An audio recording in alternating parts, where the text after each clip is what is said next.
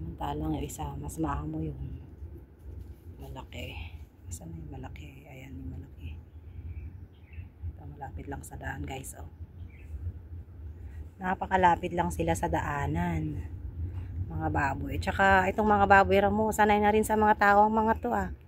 Kasi maraming naglalakad dito sa daan eh. Ang mga ito, lagi rin silang nandito.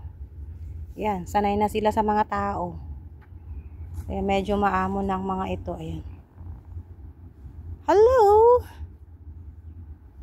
Medyo maamo ng mga baboy ramo. Paakyat na siya. Pupuntahan niya si kasama niyang baboy doon.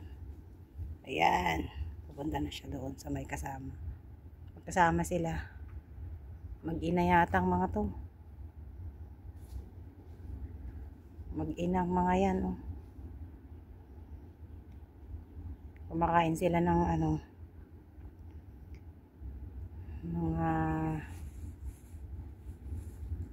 Mga dahon-dahon.